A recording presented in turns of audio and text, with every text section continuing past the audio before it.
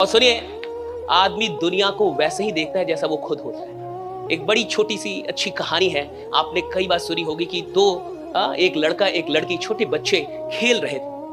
एक लड़के के पास जो था मार्बल्स थे, वो कांच के मार्बल्स गोल गोल से, और लड़की के पास स्वीट्स, मिठाइयां थी। तो लड़के ने कहा, बड़े अच्छी सीख, बड़ी अच्छी। लड़के ने कहा कि तुम मिठाइयां दे दो, मैं मार्बल्स दे देता हूं तुमको, एक्सचेंज कर लेते हैं। तो लड़की ने कहा बिल्कुल सही है, उसको मार्बल्स चाहिए थे, उसके पास मिठाइयां थी, बच्चे को मिठाइयां चाहिए थी। बच्चे ने समझदारी से क्या किया कि एक सबसे बढ़िया वाला जो मार्बल था, कांच की जो गोली आती है, बचपन में कई लोगों ने खेली होगी, उसको चुरा के रख लिया और बाकी सब कुछ दे दिया। लेकिन जो लड़की थी बेचारी, उसने सारे जो स्वीट्स थे उसके पास, सारी मिठाइयां दे दी। बात निपट गई। रात में अब वो जब लड़का सो रहा था तो उसके मन में एक बात आने लगी कि क्या पता लड़की ने भी सबसे बढ़िया मिठाइयां रख ली। उसको नींद नहीं आ रही थी।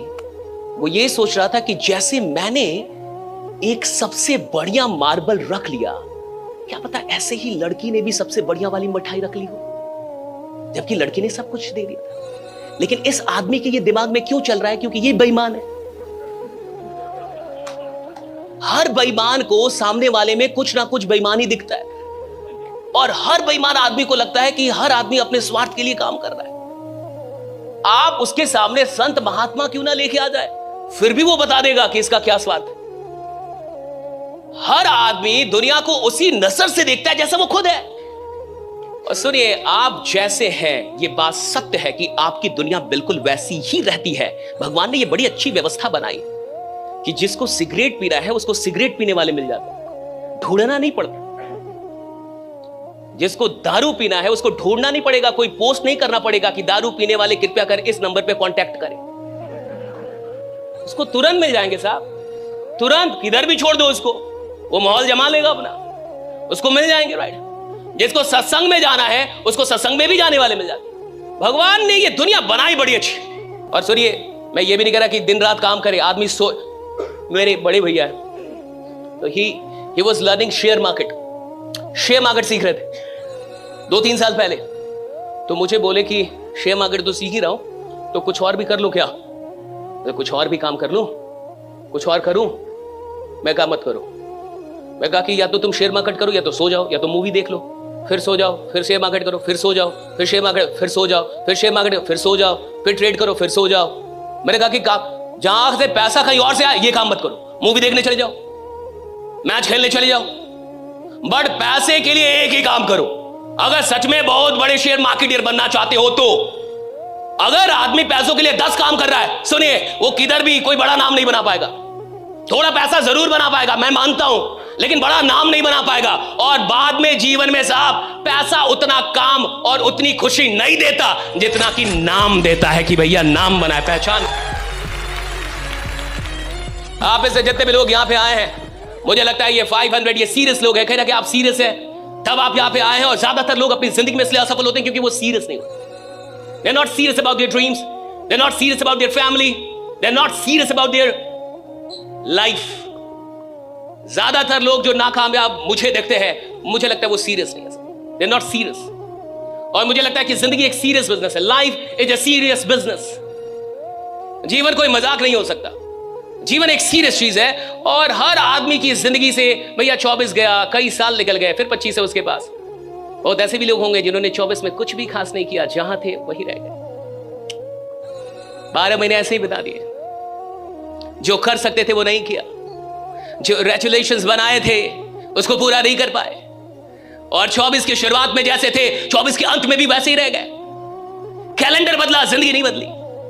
और हर साल कैलेंडर बदलता है, सबकी जिंदगी नहीं बदल पाती। और सुनिए, पैसा कमाना, चूंकि जब सिस्टम काम करता है ना, तो पैसा तो बेवकूफ आदमी भी कमाता है।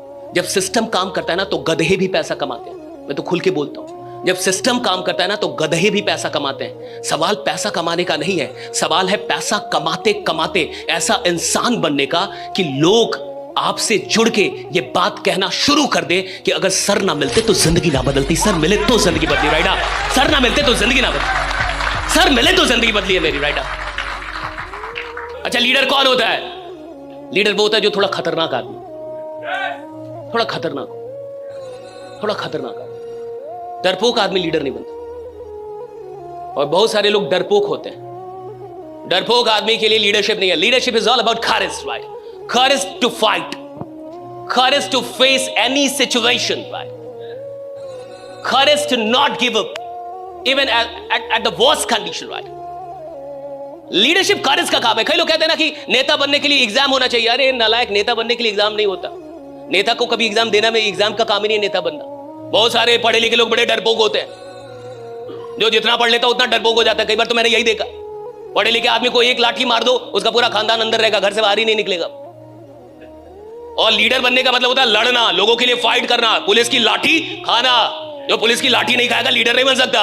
वो लाठी खाता है साहब, लोगों के लिए लड़ता है, लाठी खाता है, और जान के जाता है कि लाठी पड़ेगी। उसको पता है लाठी पड़ेगी, वो लाठी खाने के लिए तैयार है, दर्द बर्दाश्त करने के लिए तैयार है। पढ़े लिखे लोग डरपोक होते हैं, उतना दर्द बर्दाश्त करने के लिए तैयार नहीं है। पढ़ा लिखा आदमी कंफर्ट में रहना चाहता है, उससे तो काम करने का दर्द बर्दाश्त नहीं हो रहा, लाठी का कहां से होगा? सुबह जगने का दर्द बर्दाश्त नहीं हो रहा, घर छोड़ने का दर्द बर्दाश्त नहीं हो रहा, फील्ड में जाने का दर्द, वो लाठी का। भाई leadership is all about fighting for, लोगों के लिए लड़ जाने वाला आदमी।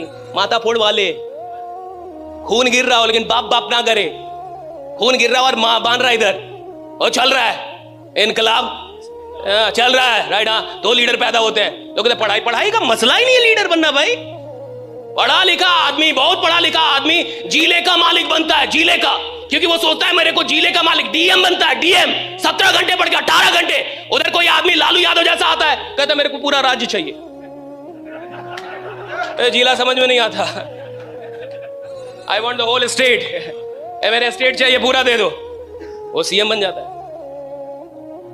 दोनों की नॉलेज में कितना अंतर है, डीएम और, लेकिन पावर किसके पास ज्यादा है? क्यों? क्योंकि सोच किसकी बड़ी है? तुमने जिले के बारे में सोचा और कोई राज्य का मालिक होने के बाद सोच क्या चल। लोग कहते हैं गड़बड़, गड़बड़ नहीं है साहब, तुम्हारा दिमाग गड़बड़ है, तुम समझ नहीं पा रहे।